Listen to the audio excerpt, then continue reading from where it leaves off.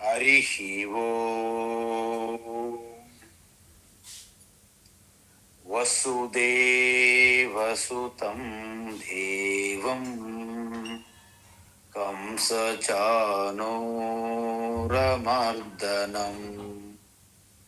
దేవకీ పరమానందం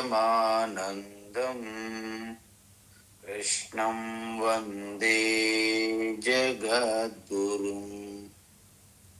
తీర్త్వా మోహార్ణవం భక్త్వా రాగద్వేషాదిరాక్షసాన్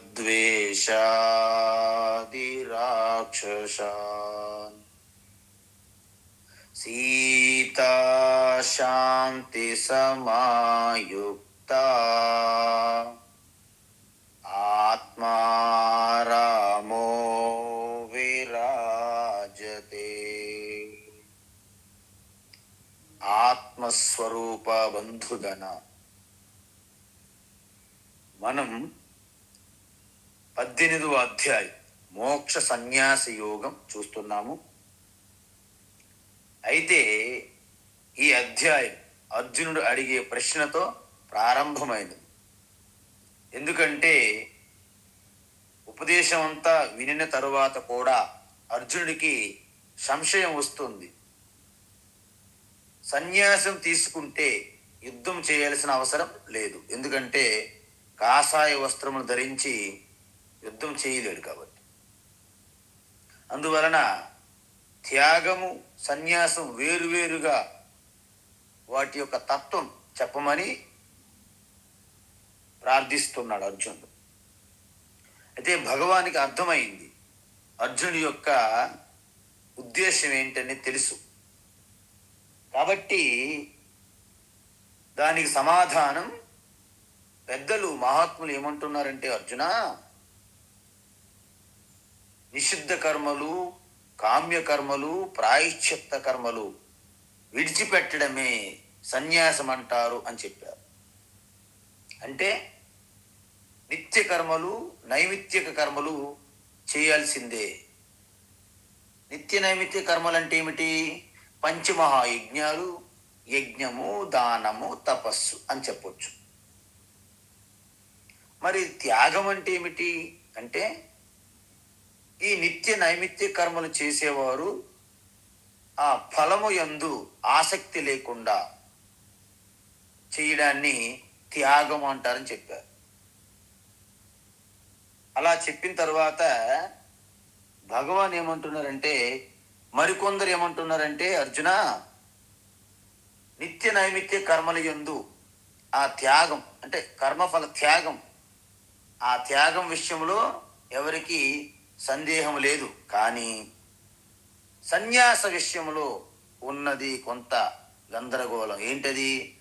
కొంతమంది అంటారు నిత్య నైమిత్తిక కర్మలు కూడా త్యజించడమే సన్యాసము అంటారు.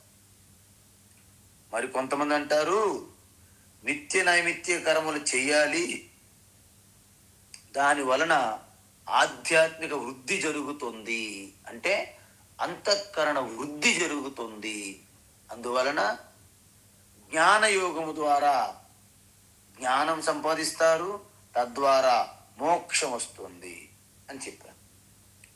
ఇప్పుడు భగవాన్ తన యొక్క అభిప్రాయం చెప్తున్నారు. ఎందుకంటే వేరే వాళ్ళు చెప్పిన తర్వాత ఏమంటున్నారంటే, ఓ భరత సప్తమా, భరత వంశములో శ్రేష్టమైనటువంటి అర్జున, నిశ్చయంగా శృణు, నేను చెప్పింది శ్రద్ధగా ఇప్పుడు విను. ఎందుకంటే మిగతా మహాత్ములు చెప్పాను, ఇప్పుడు నేను చెప్తాను. అల్టిమేట్ జడ్జిమెంట్, తీర్పు ఏంటి?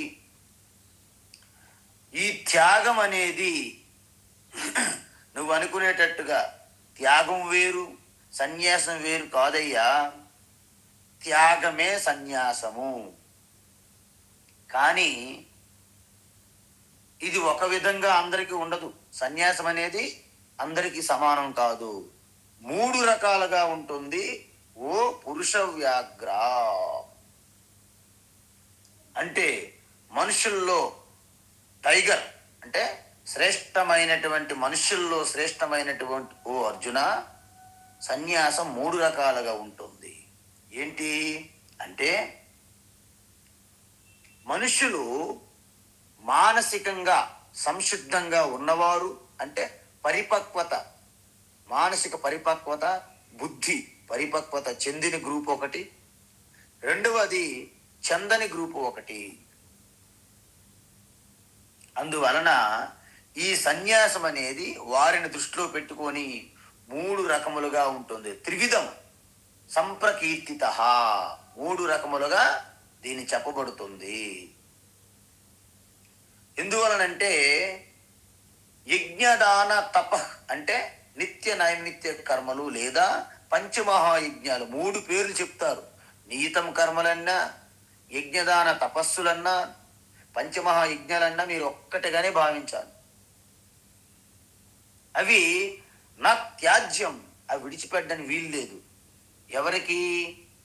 ఎవరికైతే మోక్షం కావాలనుకునే వారికి జ్ఞానం కావాలి, ఆత్మజ్ఞానం కావాలనుకునే వారికి జ్ఞానయోగ ప్రాప్తి కావాలి. జ్ఞానయోగ ప్రాప్తి కోసము యజ్ఞదాన తపస్సులు చేయాలి. అందువలన నా త్యాజ్యం కార్యమేవతతో, అవి చేయాల్సిందే, విడిచిపెట్టని వీళ్ళు. యజ్ఞ దానం తప మనీషనాం పావనాని కుర్వంతి అంటే మనుషులని పవిత్రం చేస్తాయి, అంటే అంతఃకరణ శుద్ధి, జ్ఞానయోగ ప్రాప్తి కలిగిస్తాయి. ఇక్కడ వరకు మనం చూసాం. ఇప్పుడు భగవాన్ ఏమంటున్నారంటే, ఏతాన్యపితు కర్మాణి, ఏతాన్యపితు కర్మాణి, ఏతాన్యపితు కర్మాణి సంగం త్యక్త్వా ఫలాని చ, సంగం త్యక్త్వా ఫలాని చ, సంగం త్యక్త్వా ఫలాని చ. అమ్మ వాయిస్ తక్కువ వస్తుంది కదా, పర్వాలేదా? కర్తవ్యానీతి మే పార్థ, కర్తవ్యానీతి మే పార్థ, కర్తవ్యానీతి మే పార్థ. నిశ్చితం మతముత్తమం, నిశ్చితం మతముత్తమం, నిశ్చితం మతముత్తమం. ఏతాన్యపితు కర్మాణి సంగం త్యక్త్వా ఫలాని చ, ఏతాన్యపితు కర్మాణి సంగం త్యక్త్వా ఫలాని చ, ఏతాన్యపితు కర్మాణి సంగం త్యక్త్వా ఫలాని చ. కర్తవ్యానీతి మే పార్థ నిశ్చితం మతముత్తమం, కర్తవ్యానీతి మే పార్థ నిశ్చితం మతముత్తమం, కర్తవ్యానీతి మే పార్థ నిశ్చితం మతముత్తమం. ఉత్తమం. అయితే భగవాన్ ఏమంటున్నాడంటే, చాలా మంది ఈ యజ్ఞదాన తపస్సు, ఈ వ్రతాలు, పూజలు, ఈ క్షేత్రాలకు వెళ్ళడము, ఇదంతా ఏదో అంటే, ఎవరైతే వారి జీవితంలో శాంతి లేదో, ఎవరికైతే వారు కష్టాలు ఉన్నాయో, ఎవరైతే వాళ్ళకి ఎటువంటి ఆరోగ్యంగా శాంతంగా లేరో వాళ్ళు కదా చెయ్యాలి ఇవి. మనకెందుకు? నాకు మంచి వ్యాపారం జరుగుతుంది, నాకు మంచి ఉద్యోగం ఉన్నది, భార్య బిడ్డలు అందరూ బాగానే ఉన్నారు, కానీ చాలా మంది ప్రగల్భాలు పలుకుతుంటారు. కానీ ఇక్కడ ఏమంటున్నారంటే భగవాన్, అసలు వేదాంతం మనకు అవసరమా? ఎందుకు నేర్చుకోవాలి? మనం ఎందుకు వెళ్ళాలి? నేను హాయిగా ఉన్నాను కదా, నేను హాయిగా ఉద్యోగం చేస్తున్నాను కదా అంటారు కదా. కానీ ఇక్కడ ఏమంటున్నారంటే, నిజానికి వాళ్ళే ముందుగా దేవుడి దగ్గరికి వెళ్ళాలి, ఆలయాలకు వెళ్ళాలి, ఆధ్యాత్మిక సాధన చెయ్యాలి. ఎందుకు? ఇష్టం అంటే భయం ఉన్నవారికే దేవుడు పూజలు కావాలనుకుంటాం. మనసు దృఢంగా లేని వారికే ఇవన్నీ నాకు దేవుడు పూజలు అవసరం లేదు అంటే అప్పుడేమనాలి? నిజానికి వాళ్ళు దూరం వెళ్ళిపోతున్నారు ఆధ్యాత్మికంగా. అది కూడా ఒక పాపముతో సమానమే అని చెప్పారు శాస్త్రం. ఎందుకంటే కేవలము ఈ స్థూలమైన ఈ శరీరమే శాశ్వతం అనుకుంటున్నారు భావన వాళ్ళది. అందువలన ఏమంటున్నారంటే పావనాని మనీషినాం. మనీషినాం అంటే మంచి మేధావులు, తెలివైన వారు, వివేకవంతులు తప్పకుండా యజ్ఞదాన తపస్సులు చేయాలి అని చెప్పారు. అయితే ఇప్పుడు ఎవరైనా సరే మన ఆధ్యాత్మిక వృద్ధి కోసం అంటే మన అంతఃకరణ శుద్ధి కోసం ఈ కర్మలు చేసి తీరాల్సిందే. విడిచిపెట్టడానికి ఎవ్వరికి ఎటువంటి చాయిస్ లేదు. ఏంటవి? ఏతాని కర్మాణి. ఏతాని అంటే యజ్ఞదాన తపస్సు కర్మాణి కర్తవ్యాని అంటే అర్థం ఏంటి? తప్పకుండా చేసి తీరాలి. కానీ ఆ కర్మలు చేసేటప్పుడు మన దృష్టి, మన దృక్పథం ఎలా ఉండాలి అని ప్రశ్న. ఎందుకంటే అందరూ చేసి తీరాలంటున్నారు, కానీ చేసేటప్పుడు మన దృక్పథం ఏంటి, మన దృష్టికోణం ఏమిటి, మన ఉద్దేశం, అది అడుగుతున్నారు ప్రశ్న. ఎలా? సంగం త్యక్త్వా అంటే ఆ కర్మల యందు ఆసక్తి విడిచిపెట్టాలి, దాంతో ఉన్న బంధాన్ని విడిచిపెట్టాల్సి ఉంటుంది. బంధం, అందువలన ఆ బంధం అనేది మనము పెట్టుకోకూడదు. అందువలన అవి ఏ కర్మలేనా అవని అంటే మనము మతపరమైనటువంటి ధార్మిక కర్మలవని, లౌకిక కర్మలవని, ఏ కర్మలైనా వాటితో మనము బంధం పెనవేసుకోకూడదు. అందువలన అప్పుడు వాటితో సంగం త్యక్త్వ ఆసక్తి, ఆ యొక్క ఆశ, ఆ యొక్క బంధము, మమేకము, అభిమానం విడిచిపెట్టగలిగితే మీకు చిత్తశుద్ధి వస్తుంది, జ్ఞానయోగ ప్రాప్తి పూర్తిగా పొందుతారు. అప్పుడు ఆ కర్మలను కూడా మీరు త్యజించవచ్చును. అయితే మీరు అడగొచ్చు, ప్రశ్న అడుగుతారు ఇప్పుడు నాకు, స్వామీజీ ఎప్పటికైనా అవి త్యజించాల్సిందే కదా? ఎస్, అవును.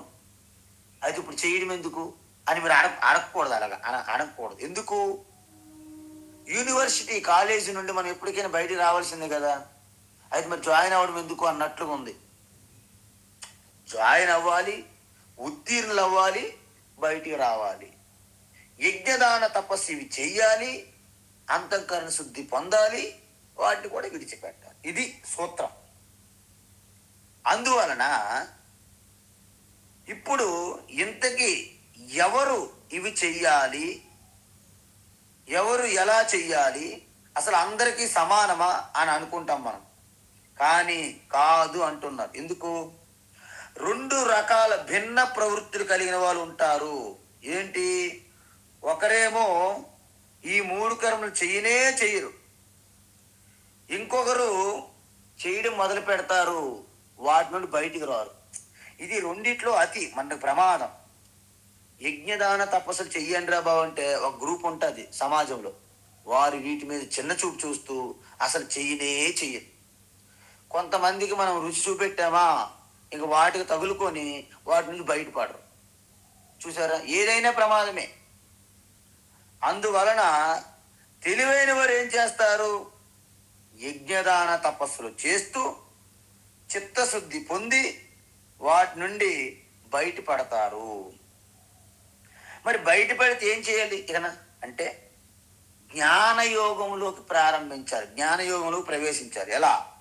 వేదాంత, భగవద్గీత, ఉపనిషత్తుల శ్రవణము, మననము, నిధిధ్యాసనం చెయ్యాలి. అప్పుడు యజ్ఞదాన తపస్సు కర్మలు కూడా మీరు త్యజించినా పర్వాలేదు. అలా కాకుండా మీరు ముందే త్యజిస్తే మీరు మళ్ళీ కన్ఫ్యూజన్లో పడిపోతారు. అందువలన ఏమంటున్నారు? సంగం త్యక్త్వ అంటే లక్ష్యం. మనం ఏం చేయాలి? మన లక్ష్యం మన ముందు ఉండాలి.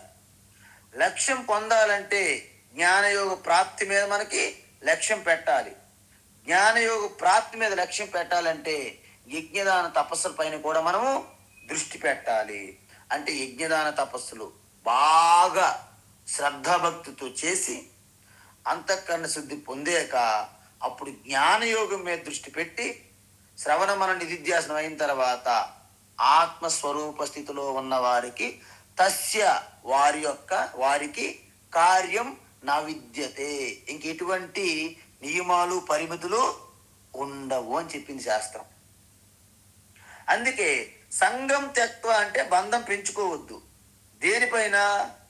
కర్మ ఫలాల మీద సంగత్వం ఆసక్తి త్యజించండి అని చెప్తున్నారు భగవాన్. అందువలన ఇక్కడ మీరు ఒక విషయం గమనించాలి. ఏంటి అంటే మనకి యజ్ఞదాన తపస్సులు చేయడం వలన మనకు 2 రకాల పుణ్యాలు వస్తాయని చెప్పాను నేను. ఏంటి? లౌకిక పుణ్యము, ఆధ్యాత్మిక పుణ్యం. అంటే మనకి అంతఃకరణ శుద్ధితో పాటు మనకు పేరు ప్రఖ్యాతులు కూడా వస్తాయి. అందువలన లౌకిక పుణ్యం అంటే ఏంటి?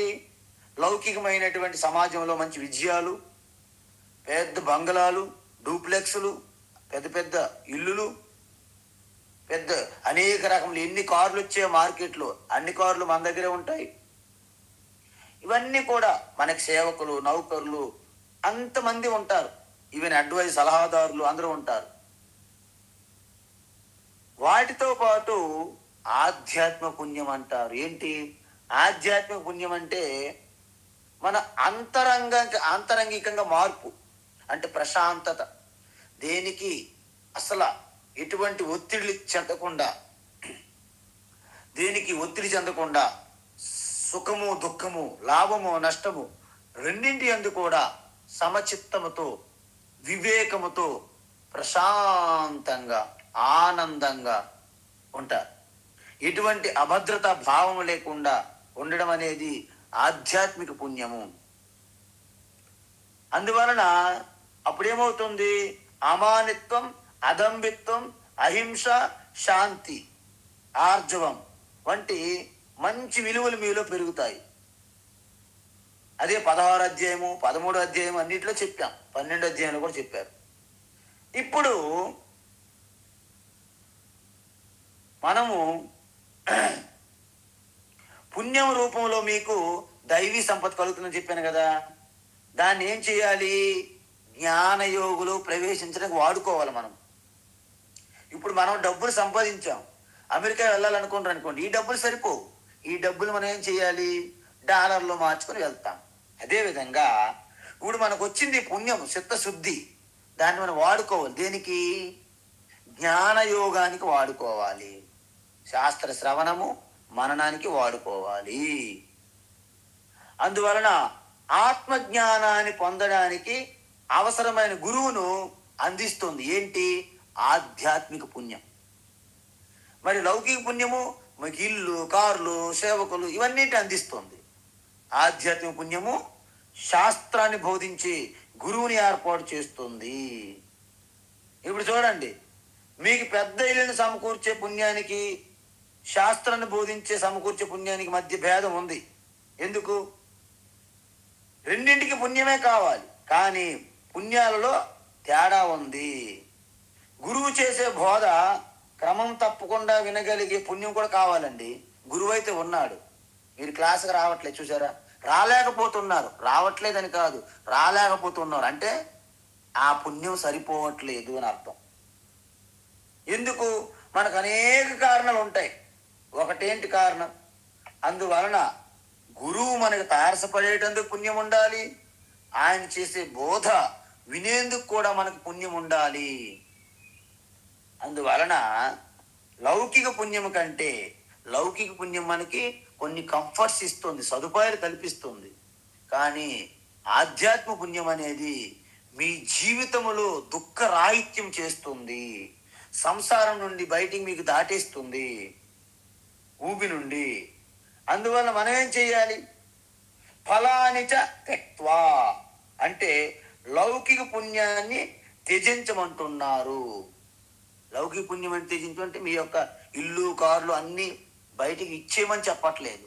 అంటే వాటి మీద ఆసక్తి పెట్టుకోవద్దు. నాకు ఇది కావాలి, వస్తువులు కార్లు కావాలి, పదవులు కావాలి, ప్రమోషన్లు కావాలి, ధనం కావాలి, ఇల్లు కావాలి, ఇలాంటివి పెట్టుకోవద్దు ఆసక్తి. ఎందుకు? ఇవి శాశ్వతం కాదు, వస్తాయి పోతుంటాయి, మళ్ళీ సంపాదించవచ్చు. కానీ ఆధ్యాత్మ పుణ్యం అంటే అది అంత సులభం కాదు. అందుకే దుర్లభం త్రయమే వైతతు దేవానుగ్రహ హేతుకం మనుష్యత్వం మోక్షత్వం మహాపురుష సంశ్రయ. చూసారా ఎంత దుర్లభం అండి. మీకు ఎంతో పుణ్యం ఉంటే తప్ప మానవ జన్మ రాదని చెప్పాం. ఇంకా అక్కడితో అయిపోలేదు. ఇంకా ఎంతో పుణ్యం ఉంటేనే ఈ యొక్క నాకు మోక్షం కావాలి అటువంటి ఆలోచన మీలో కలుగుతుంది. లేకపోతే ఉన్న కంఫర్ట్స్ రాయల్ ఫ్యామిలీ లాగా వీటి మీదే దృష్టి ఉంటుంది తప్ప దీని తర్వాత ఏమిటనేది వారికి కలగదు. ఎందుకు? అంత పుణ్యం లేదు వారికి. ఆధ్యాత్మిక పుణ్యం లేదు, లౌకిక పుణ్యమే ఉంది. అందువలన శంకరాచార్య ఎంత బాగా చెప్పారు వివేక చూడమనిలో. అందువలన భగవాను శ్రీకృష్ణ ఏమంటున్నారంటే ఇది నిశ్చితం మతం ఉత్తమం. ఇది నా అభిప్రాయం అర్జున. ఏంటి అభిప్రాయము అంటే యజ్ఞదాన తపస్సులను ఖచ్చితంగా అందరూ చేసి తీరాల్సిందే. దేనికోసము? లౌకికమైనటువంటి పదవులకి ప్రమోషన్లకి కాదు, డబ్బు ధనము ఇల్లు వాకిలి కారు బంగళాల కోసం కాదు, ఆధ్యాత్మిక ఉన్నతి కోసము, ఆధ్యాత్మిక పుణ్యం కోసము చెయ్యాలి. అందువలన ఇప్పుడు ఒకవేళ దాని గొప్పతనం తెలియకపోతే మనం ఏం చేస్తాము? దుర్వినియోగం చేస్తాం. ఒకరికి ఒక రాయి దొరికిందట, చిన్న రాయి. రాయి చాలా బాగుందంట. అమ్మయ్య, ఆయన గాడిద మీద వస్త్రాలు వేసుకుంటూ నదికి వెళ్తున్నాడు ఉతకటానికి. ఒక మంచి రాయి మెరుస్తుంది, తీసుకున్నాడు. ఓహో అద్భుతంగా ఉంది రాయి అని ఆ రాయితో బట్టలని అలాగా ఆ మురికి తీస్తున్నాడు అన్నమాట, రాయి వాడుతూ. కొన్ని రోజులు అయిన తర్వాత ఒక కూరగాయల వ్యాపారస్తుడు చూశాడంట. ఏంటయ్యా సుందరయ్య, అదేదో రాయి బాగున్నట్టుంది అన్నాడు. అవునండి మిత్రమా, ఇది నేను బట్టలకు వాడుకుంటున్నాను కొన్ని నెలల నుండి అన్నాడు. ఓహో అది ఒకసారి ఇవ్వము నాకు అన్నారు. ఎందుకు? నేను కాయగూరలు అమ్మేటప్పుడు ఈ తూకానికి వాడుకుంటాను అని వాడుకున్నాడు. అలాగే ఆయన కొన్ని నెలల పాటు వాడుకున్నాడు ఆ రాయిని. ఒకసారి సుబ్బారావు అనే ఒక వ్యక్తి ఆ మార్కెట్ గుండా వెళ్ళగానే ఆ తూకంలో వేసిన రాయి వైపు చూశాడు. బాగా ప్రకాశవంతంగా మెరుస్తుంది. అయితే సుందరయ్య సుందరయ్య ఈ రాయి నీకు ఎక్కడొచ్చింది? మన మిత్రుడు ఉన్నాడు శంకర్రావు, ఆయనేమో బట్టలు ఉతికేవాడు, దీంతో నాకు ఈ తూకకు బాగుందని తీసుకున్నాను.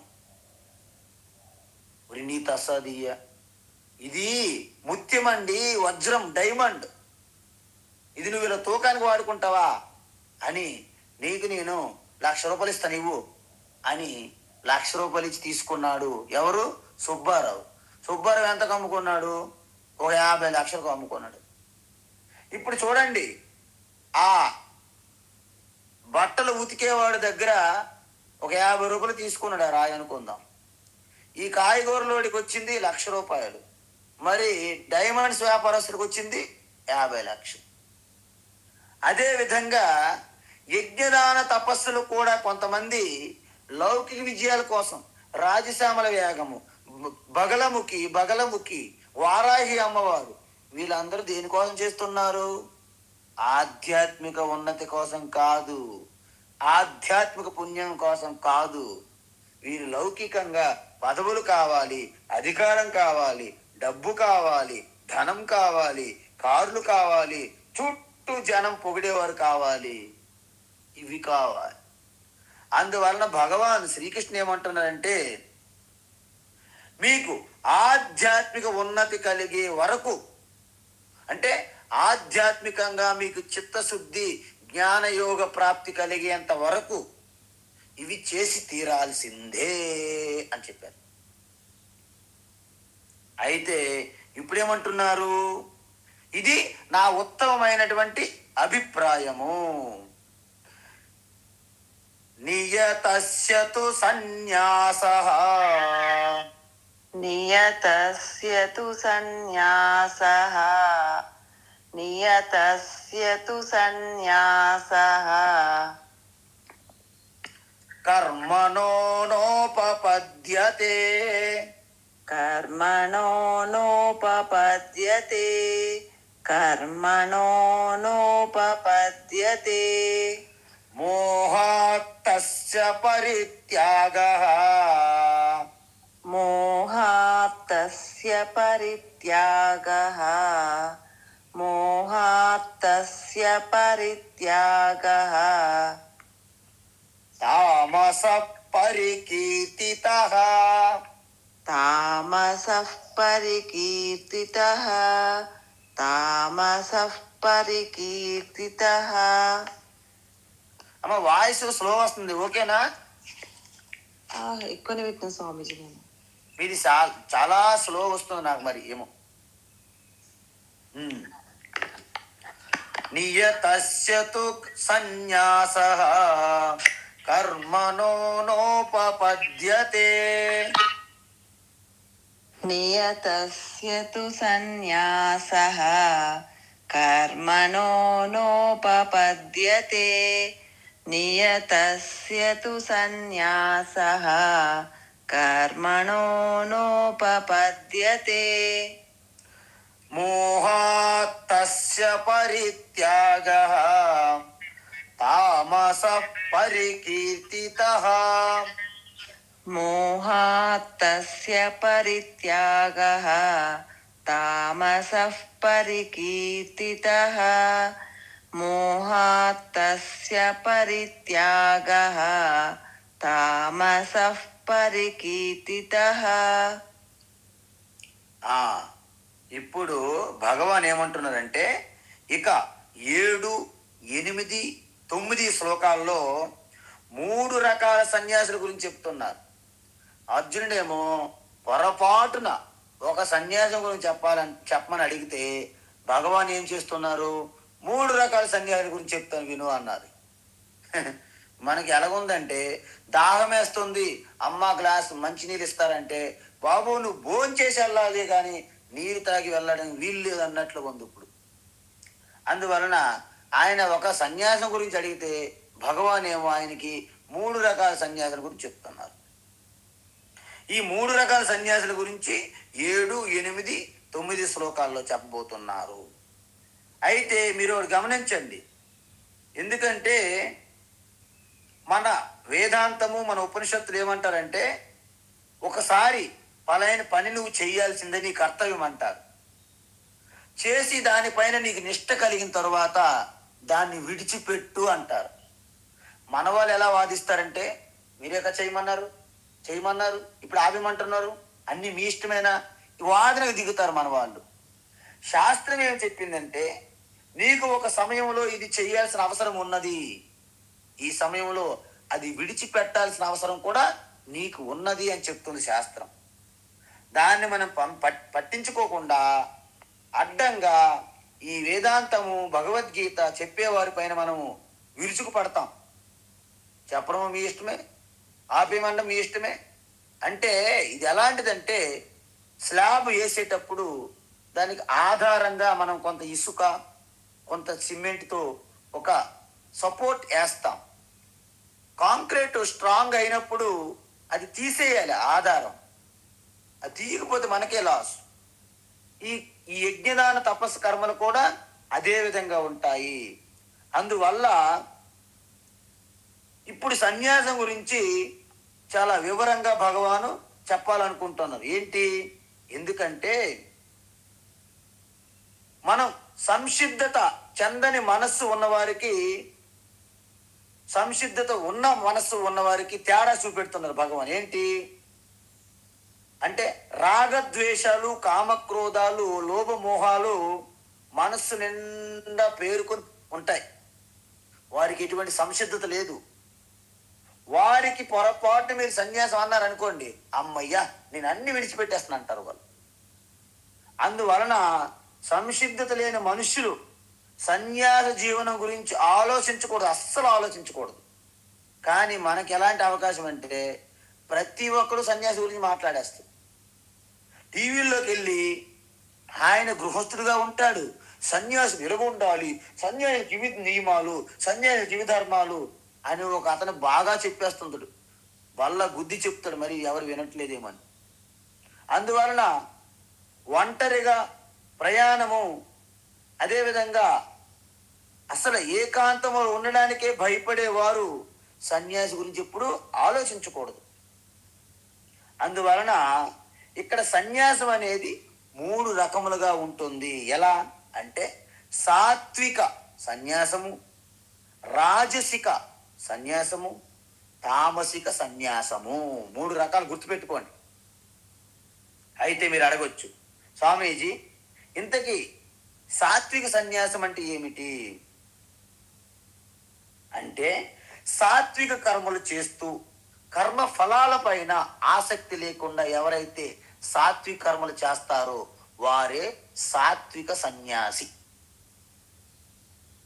అంటే సాధకులు ఆధ్యాత్మిక ఫలం పొందేలా చేస్తాయి. అంటే మీకు అంతఃకరణ శుద్ధి, హృదయ పవిత్రత, ప్రశాంతత ఇవి కలుగుతాయి. సాధన చతుష్టయ సంపత్తి కలుగుతాయి. లౌకిక విజయం వస్తే రావచ్చు, కానీ దానిపైన వారికి మీకు దృష్టి లేదు. ఆధ్యాత్మిక ఉన్నతి అయితే మాత్రం తథ్యం తప్పకుండా వచ్చి తీరుతుంది. ఎవరికి? సాత్విక కర్మలు చేస్తూ ఆ కర్మ ఫలాల పైన ఆపేక్ష లేకుండా, సంగము బంధనం పెట్టుకోకుండా ఎవరైతే చేస్తారో వారికి ఆధ్యాత్మిక వృద్ధి జరుగుతుంది. అది సాత్విక సన్యాసం. ఇది బ్రీఫ్గా. అయితే ఇప్పుడు వీటిని ఉపకార కర్మలు అంటారు. అంటే పరోపకారం, సమాజం కోసం చేస్తాం, లోక కళ్యాణం. దీన్ని కర్మయోగం అని చెప్పారు ఇంతకుముందు 3 అధ్యాయంలో. ఇప్పుడు రాజసిక సన్యాసం అంటే ఏమిటి అంటే, రాజసిక సన్యాసం అంటే ఏంటంటే వీరు ఉదాసీనంగా ఉంటారు. అంటే ఉదాసీనం అంటే ఏంటి? పరులకు ఎవరికి మేలు చెయ్యాలనే ఇటువంటి సంకల్పం ఉండదు, నటిస్తారు అలాగా. వీరికి అసలు సమాజం మీద ఒక స్పృహ కానీ, ఒక దృష్టి కానీ, ఒక ఇంట్రెస్ట్ కానీ ఏముండవు. ఎప్పుడు చూసినా నాకు నాది, నేను నాది, నేను నాది, నాకు నాకు నాకు అని ఉంటారు. వీరు సమాజానికి ఎప్పుడు మేలు చెయ్యరు, అలాగని సమాజానికి కీడు కూడా చెయ్యరు. ఎప్పుడు చూసినా వీరికి లౌకిక విజయాలపైనే దృష్టి ఉంటుంది. కాబట్టి ఆధ్యాత్మిక పుణ్యము కానీ, ఆధ్యాత్మిక ఎదుగుదల కానీ ఉండదు. కాబట్టి వీళ్ళకి ఆధ్యాత్మికంగా పతనము లేదు, ఎదుగుదల లేదు. అంటే ఎక్కడి గొంగలు అక్కడే.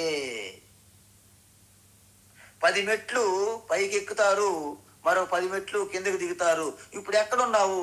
నేను ఎక్కడి నుంచి స్టార్ట్ చేశానో అక్కడే ఉన్నాను అంటారు అన్నట్టు వీళ్ళు. అందువలన వీరికి ఉన్న స్థానంలో ఉంటారు, పైకి పోలేరు, కిందకి వెళ్ళలేరు. అంటే వీళ్ళని పైకి ఎదగరు, కిందకి దిగరు. కాబట్టి వీళ్ళని త్రిశంకు స్వర్గం మాదిరి అంటారు వీళ్ళని. వీళ్ళెవరు? రాజసిక సన్యాసులు. అంటే రాజసిక కర్మలు చేస్తారు. తర్వాత పరులకి ఉపకారం చెయ్యరు, పర్వాలేదు. కానీ పరులకి, సమాజానికి అపకారం చేసే కర్మలు చేసేవారిని తామసిక కర్మలు అంటారు. తామసిక కర్మలు చేసేవారు కాబట్టి అవి అత్యంత నికృష్టమైనటువంటి దుష్కర్మలు. కాబట్టి అది సమాజానికి, ఇతరులకి హాని చేస్తాయి. అందువలన వీరికి లౌకికమైనటువంటి పుణ్యం ఎలాగా ఉండదు, మోహము భ్రమే ఉంటుంది. కానీ ఆధ్యాత్మికంగా పతనమైపోతారు. అందువలన ఒక్కసారి మీరు చూసుకోండి, సాత్విక కర్మలు ఆధ్యాత్మిక స్పిరిచువల్లో మీకు ఎంతో గ్రోత్ ఉంటుంది. రాజ్య కర్మలు మీరు ఉన్న చోటే ఉంటారు, మీకు వృద్ధి లేదు, అలాగని పతనము లేదు. అదే తామసిక కర్మలు మీరు కిందకు పతనమైపోతారు. ఈ విధంగా మనం ఎక్కడ ఉన్నాము, మనం తామసిక కర్మల స్థితిలో మనం ఉంటే ఏమి తప్పు లేదు. రాజసిక కర్మలోకి మనము ప్రవేశించాలి. అంటే మన కోసం మనం ముందు ఫస్ట్ చేసుకుంటూ తర్వాత ఆ కర్మ ఫలాల పైన ఆసక్తి విడిచిపెట్టి సాత్విక కర్మలోకి మనము ప్రవేశించాలి. వారిని సాత్విక సన్యాసం అంటారు. సో ఈ విధంగా మనం చూసుకున్నాం కదా. అయితే ఇప్పుడేమంటున్నారు భగవాను, ఈ సన్యాసం అనేది రివర్స్ లో చెప్తున్నారు. ఎలా మనకి ఎలా చెప్పాలి? మొదట సాత్విక సన్యాసం చెప్పాలి కదా, తర్వాత రాజసిక సన్యాసం చెప్పాలి కదా, తర్వాత తామసిక సన్యాసం చెప్పాలి కదా. కానీ భగవాన్ ఏంటి, రివర్స్. ముందుగా మనకి తామసిక సన్యాసం గురించి చెప్తున్నారు. ఇప్పుడు చూద్దాం. తామసిక సన్యాసం అంటే ఏంటి? ముందే చెప్పాను నేను. ఎలా అంటే ఇతరులకి అపకారం బాగా చేసే ఆ తామసిక కర్మలు ఎవరైతే చేస్తారో వారిని తామసిక సన్యాసి అంటే. ఈ 3 కర్మలని మానవద్దు అన్నారు. ఎవరు అంటే యజ్ఞము, దానము, తపస్సు మానవద్దు అని చెప్పారు. కానీ ఈయనకి ఎటువంటి అంతఃకరణ శుద్ధి లేకుండా అవన్నీ నేను ఆపేస్తాను అంటాడు. నేను యజ్ఞము చేయను, దానము చేయను, తపస్సులు చేయను. ఎందుకు? నాకు అక్కర్లేదు, నేను సన్యాసం తీసుకుంటున్నాను అని తప్పించుకోవడానికి. అందుకే చాలా మంది సన్యాసులు ఒక టీ ఇవ్వడం లేట్ అంటే నేను సన్యాసం తీసుకుంటాను అంటారు. ఏంటి చిన్నపిల్లలు, వాళ్ళకి పెళ్ళిళ్ళు లేవు, వాళ్ళ చదువులు లేవు, ఉద్యోగాలు లేవు, ఇల్లు నువ్వు సన్యాసం అంటే అమ్మగారు కాస్త భయపడి పర్వాలేదు అన్నిటికీ ఒప్పుకుంటారు. ఓ 10 సంవత్సరాల తర్వాత నేను సన్యాసం తీసుకుంటాను. ఓకే మంచిది, వెళ్ళి తీసుకోవయ్యా, మాకు అవసరం లేదు అంటారు. అప్పుడు తెలుస్తుంది ఆయనకి, అది సన్యాసం తీసుకున్నటువంటి వీళ్ళు వద్దంటారు అనుకున్నాను కానీ తీసుకోమంటారు ఏంటి అని అనిపిస్తుంది ఆయన. ఇప్పటికీ కూడా చాలా మంది తన కర్తవ్యాన్ని నిర్వర్తించలేక కూడా తప్పించుకోవడానికి సన్యాసం తీసుకుంటున్నారు. వాళ్ళందరూ కూడా తామసిక సన్యాసులు అంటారు ఇక్కడ భగవాన్ ప్రకారం. ఎందుకు? తామసిక సన్యాసం అంటే వారికి అంతఃకరణ శుద్ధి లేదు, ఆధ్యాత్మిక వృద్ధి లేదు, జ్ఞానయోగ ప్రాప్తి కూడా జరగలేదు. ఎందుకు? వాళ్ళు ఇంతకుముందు కర్మయోగం చేస్తే కదా అంతఃకరణ శుద్ధి జరగడానికి. కర్మయోగం చేయకుండానే, ఆధ్యాత్మిక జ్ఞానయోగ ప్రాప్తి లేకుండానే నేను అన్ని ఆపేస్తున్నాను, సన్యాసం తీసుకుంటున్నాను అంటారు. దేని వల్ల తీసుకుంటున్నారు? మోహాత్, అజ్ఞానం వలన. కానీ ఏం చెయ్యాలి? కర్మణః సన్యాసం నముపపద్యతే అంటే ఎవరికైతే అంతఃకరణ శుద్ధి ఏర్పడదో వారి ఎట్టి పరిస్థితుల్లో కూడా పంచమహాయజ్ఞాలు విడిచిపెట్టకూడదు. దైవయజ్ఞము, ఋషి యజ్ఞము, పితృయజ్ఞము, మనుష్య యజ్ఞము, భూత యజ్ఞము. పదే పదే చెప్తున్నది. నియతస్య కురు కర్మాణి. నియతస్య అంటే నిత్య నైమిత్తిక అంటే యజ్ఞదాన తపస్సులు, అవి ఖచ్చితంగా చేయాల్సిందే. వాటిని మీరు విడిచిపెట్టని వీల్లేదు. అందువలన ఇప్పుడు మీరు చెప్పండి, నేను ఈ కర్మ చేయనండి, నేను ఈ కర్మలు చేయనండి. చెయ్యకపోతే ఎవరికి నష్టము? శ్రీకృష్ణ భగవానికి లాస, శాస్త్రానికి లాస, నష్టమా? లేకపోతే చెప్తున్నటువంటి గురువుకి నష్టమా? ఎవ్వరికీ నష్టం లేదు. మీరు ఎవ్వరికి బెదిరించాల్సిన అవసరం లేదు. నేను చెయ్యనండి, నేను యజ్ఞము చెయ్యను, నేను దాన ధర్మాలు చెయ్యను, నేను తపస్సు ఏం చెయ్యను, నేను సన్యాసం తీసుకుంటాను. ఎవరికి లాసు? మీకే లాసు, నష్టం. ఎందుకు? మీరు ఎందుకు ఇలా చేస్తున్నారు, విడిచిపెడుతున్నారు అంటే మోహాత్ తస్య పరిత్యాగ. మోహం, అజ్ఞానం వలన యజ్ఞదాన తపస్సులను మీరు విడిచిపెట్టేస్తున్నారు సన్యాసం పేరుతో. కాబట్టి దీన్ని తామసిక సన్యాసం అంటారు. చూసారా? తామస పరికీర్తిత. ఈ కర్మలను పరిత్యజించడాన్ని తామస సన్యాసం అంటారు. ఎందుకు? వాటి ప్రయోజనం తెలియదు వారికి. యజ్ఞదాన తపస్సుల వలన కలిగే అద్భుతమైనటువంటి ఆధ్యాత్మిక వృద్ధి, అంతఃకరణ శుద్ధి, మానసిక ప్రశాంతత, జ్ఞానయోగ ప్రాప్తి, జ్ఞానం వలన విలువ తెలియదు వారికి మోక్షము, అనంత ఆనందము, అనంతమైన శాంతి, భద్రతల కోసము వారి వెనక వీరి వెనక మీరు వాళ్ళ కాలాయాల పట్టుకోని అవసరం లేదు. మీ స్వరాజ్యానికి మీరే రాజులు రాణులు అవుతారు. ఈ గొప్ప తత్వాన్ని తెలుసుకోవడానికి దాని యొక్క ప్రయోజనం విలువ వారికి తెలియదు కాబట్టి అజ్ఞాన మోహం వలన భ్రమతో అన్ని వదిలేస్తారు వాళ్ళు. అందువలన ఇటువంటి వ్యక్తి ఒకవేళ సన్యాసం తీసుకుంటే అతను వేదాంతం అర్థం కాదు, అసలు ఏమీ అర్థం కాదు, చిత్తశుద్ధి లేదు గనక కర్మయోగాన్ని వదిలేశాడు. ఎందుకు? కర్మయోగం చేస్తుంటే చిత్తశుద్ధి అయ్యేది, అది కూడా వదిలేశాడు. అందువలన ఆయన పరిస్థితి గందరగోళము, దుర్భరంగా ఉంటుంది. ఆయన వలన సన్యాసాశ్రమానికి కీడు జరుగుతుంది, సమాజానికి తప్పుడు మెసేజ్ వెళ్ళిపోతుంది. సన్యాసులంటే మాయలు పకీరులు, సన్యాసి అంటే రావణుడు ఎలాగైతే సన్యాసి వ్యాసం వేసి సీతమ్మ తల్లిని ఎలాగైతే అపహరించారో అదేవిధంగా ఇప్పుడు కూడా జంతర మంత్ర మాయ బ్లాక్ మ్యాజిక్లు చేసేవారుగా మిగిలిపోతారు వాళ్ళు.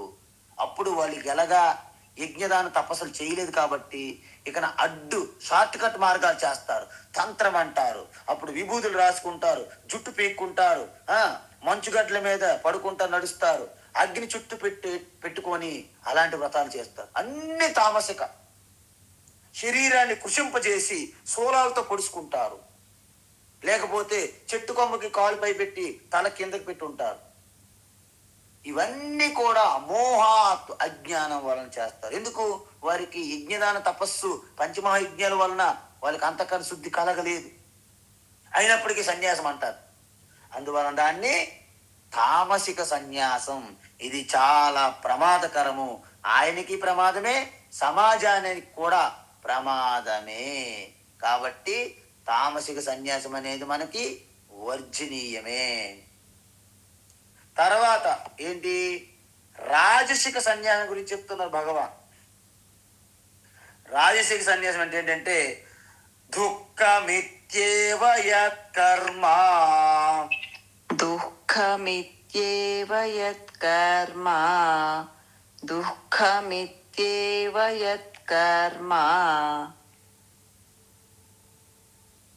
కాయక్లేశ భయాత్ త్యజేత్, కాయక్లేశ భయాత్ త్యజేత్, కాయక్లేశ భయాత్ త్యజేత్, సకృత్వా రాజసం త్యాగం, సకృత్వా రాజసం త్యాగం, సకృత్వా రాజసం త్యాగం, నైవ త్యాగ ఫలం లభేత్, నైవ త్యాగ ఫలం లభేత్, నైవ త్యాగ ఫలం లభేత్, దుఃఖమిత్యేవ యత్కర్మ కాయక్లేశ భయాత్ త్యజేత్, దుఃఖమిత్యేవ యత్కర్మ కాయక్లేశ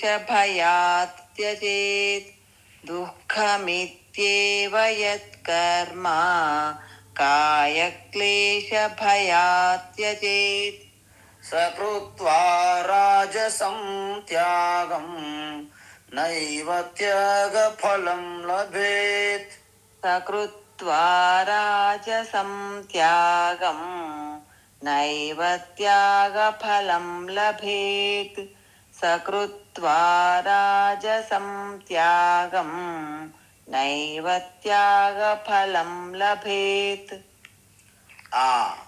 ఇప్పుడు మనం ఏం చెప్పాము? తామసిక సన్యాసం చాలా ప్రమాదం. ఎందుకంటే వారిని వారే బాధ పెట్టుకుంటారు, ఎదుటోళ్ళు అక్కర్లేదు వాళ్ళకి. సన్యాసాశ్రమానికి కలంకం తెస్తారు. అందువలన సంసిద్ధులు కాని వారు అజ్ఞానం వలన యజ్ఞదాన తపస్సు అనే సాత్విక కర్మలను వదిలేస్తే దాన్ని తామసిక సన్యాసం అంటారని చెప్పాం. అందువలన ప్రతి ఒక్కరికి నా సన్యాసం కావాలి స్వామీజీ అంటే ఇవ్వకూడదు. గురువుకి కొన్ని దినాలు, కొన్ని నెలలు, కొన్ని సంవత్సరాలు సేవ చెయ్యాలి, శుశ్రూష. గురువు వాళ్ళని దగ్గరగా పరీక్షించాలి. అతను సన్యాసం స్వీకరించే చిత్తశుద్ధి ఉందో లేదో గమనించాలి. గురువు గారి బాధ్యత. అప్పుడు గురువే నిర్ణయిస్తాడు. గురువు నిర్ణయించినప్పుడు శిష్యులు తప్పకుండా స్వీకరించాలి. ఇంకా అతను సిద్ధంగా లేకపోతే ఏం చేస్తారు? ముందు గురువుని మార్చాలనుకుంటాడు. ఎందుకు? ఆయన రెడీగా లేడు, గురువు మీద తప్పుతో వస్తారు. అందువలన గురువుకి బాధ్యత ఉండాలి, సన్యాసం తీసుకుని మనకి ఉండాలి. కాబట్టి సంసిద్ధం లేనివారు, అంటే సంసిద్ధంగా ఒక పరిపక్వత చెందని వారు అజ్ఞానం వలన ఈ యజ్ఞదాన తపస్సులనే సాత్విక కర్మలు త్యజించి సన్యాసం తీసుకుంటే దాన్ని తామసిక సన్యాసం అంటారని చెప్పాం. ఇప్పుడేంటి? రాజసిక సన్యాసం అంటున్నారు. అంటే దీనికి సంబంధించిన వాళ్ళు ఇంకా సంసిద్ధం కాలేదు స్టిల్. కానీ ఆయనకి ఇంక సాత్విక కర్మ చెయ్యాలిగా, యజ్ఞదాన తపస్సు చేయాలి కదా, అవి పూర్తి ఇంక చేయలేదు. కానీ మధ్యలోనే వాటిని విడిచిపెట్టేస్తాను అంటాడు ఈయన. అందువలన కారణం ఏంటి? కారణం ఎందుకంటే వీరు కాయ క్లేశ భయాత్, శరీరానికి ఎటువంటి నొప్పించరు, బాధ పెట్టరు, పీడ కలగనివ్వరు. సున్నితం ఎంత మృదువో, ఎంత సున్నితమో. అమ్మ ఎంత ఎర్రగా అయిపోయింది. ఇలా కూర్చొని లేవడం వల్లనే మొత్తం ఎర్రగా అయిపోయింది శరీరం. ఒకసారి ఎండలోకి వెళ్ళి వచ్చినంటే తన ముఖం అంతా రెడ్ ఫేస్, సున్నితం. అందువలన వీళ్ళందరూ కూడా సాత్విక కర్మలు చాలా ముఖ్యమని తెలుసు వీళ్ళకి. ఇప్పుడు తామసిక కర్మలు సన్యాసికి ఈ యజ్ఞదాన తపస్సు వలన నాకు ప్రయోజనం కలుగుతుందని జ్ఞానం లేదు వాళ్ళకి.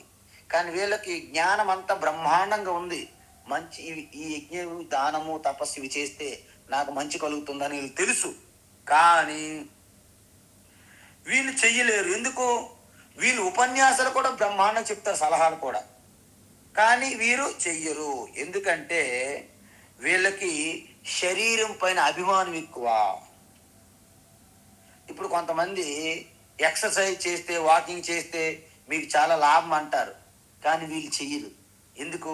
అమ్మ నడిస్తే కాలు పట్టేస్తున్నాయండి, ఈ యొక్క కాలు మండిపోతున్నాయండి, ఈ మంది పట్టి పిక్కలు పట్టేస్తున్నాయండి అని. ఇవి ఈ రకం. అంటే ఎటువంటి కష్టం పెట్టనివ్వరు శరీరానికి.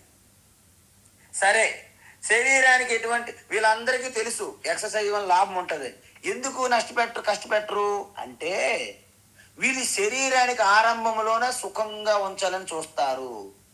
మరి వీళ్ళేం పొందుతారు? రోగాలు పొందుతారు. అందుకే మన యొక్క సంప్రదాయంలో ప్రతి యజ్ఞము, వ్రతము, పూజ, దేవాలయాలన్నీ కూడా శరీరంతో ముడిపడి ఉంటాయి. పెద్ద పెద్ద కొండలు ఎక్కాలి, మెట్లు ఎక్కాలి. అక్కడ కనీసం బస్సులు వెళ్ళవు, కార్లు వెళ్ళవు, ఫ్లైట్లు వెళ్ళవు.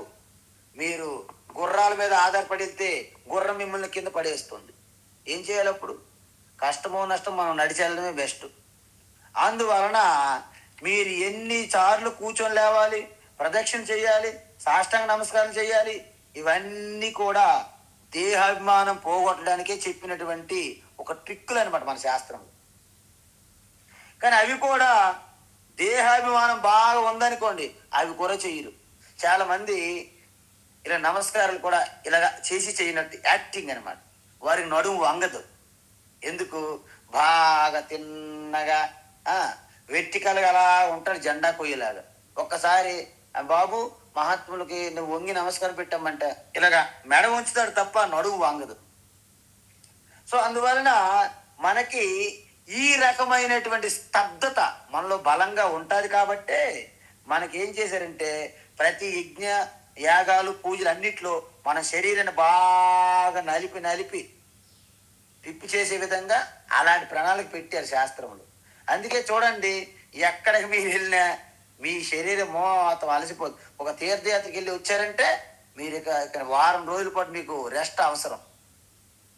ఒక అమర్నాథ్, ఒక చార్ధామ్, మానసరోవర్, కైలాస రండి, మీకు తెలుస్తుంది. ఎందుకంటే శరీరం బాగా అలసిపోతుంది. అందుకే మనందరికి కూడా దేహాభిమానం పోగొట్టడానికే అలాంటి పర్వతాల శిఖరాల్లోనూ కొండల పైన దేవాలయాలు ఉంటాయి మనకి. ఏమి దేవాలయాలు సిటీల మధ్యలో ఉండొచ్చు కదా, కారులో డైరెక్ట్గా దేవాలయం ప్రాంగణంలోకి వెళ్ళిపోయి మనం దర్శనం చేసి వస్తాం. అలా ఉండవు.